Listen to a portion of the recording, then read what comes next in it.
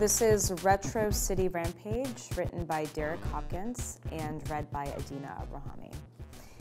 When I saw her, the first thing that went through my mind was that she doesn't belong in a place like this.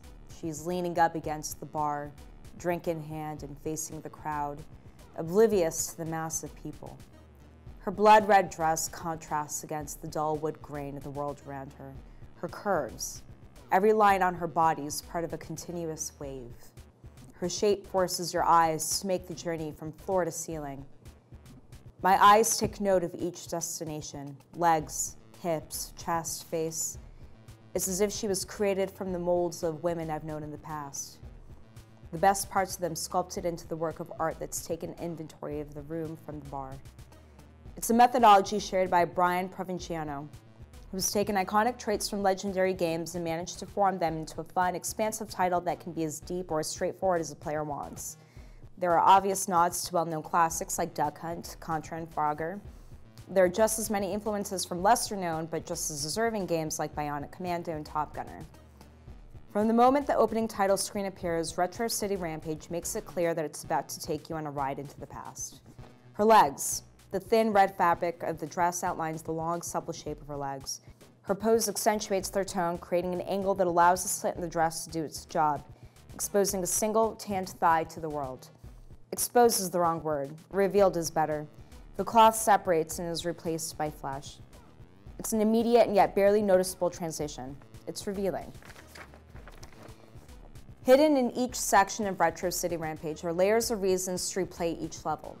Not so that you can get extra power-ups or max out your point total. Instead, you want to make sure that you've seen every little in-joke and bit of pop culture that was crafted into the area. Provinciano has taken his time in dotting the game's landscape with layers of memories from gaming history. The dress is from a different era, a vintage relic from the past that made me question why things had to change. Sheer skirts, low-cut blouses, tight jeans, they're all just pretenders to the throne that this dress reigns over. Its fabric hugs her body without being greedy. Instead of being skin tight and trying too hard, the cloth just kisses her skin, tracing the form that nature sculpted for her. The neckline dives down her chest, just barely promising a glimpse at the arc of her breasts. Like that dress, RetroCity Rampage is a piece of the past that has been forced into the modern era. It calls itself retro and proclaims that it's parody, but that's not true.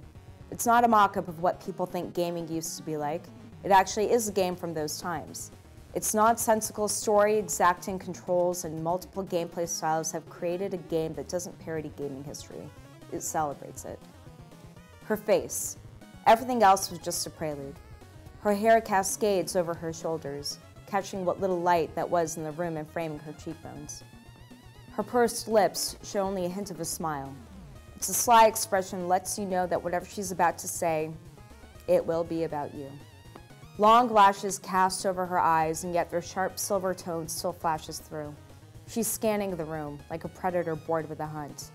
The seconds that I've been mesmerized by her feel like hours. It's as if I've been standing in a museum, examining the brushstrokes of Matisse. With more details uncovered every moment, she wasn't perfection, but she stood there with a smoldering confidence that dared you to notice any perceived flaws.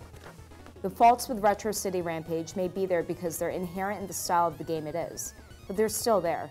No matter how detailed the pixel art is, it's still pixel art.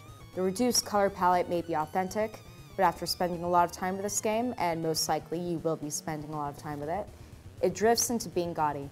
But those are shortcomings that can be happily tolerated, because in return you get a rare title that, even though it takes pride in being wholly unoriginal, is one of the most original games released in years. Score 9 out of 10.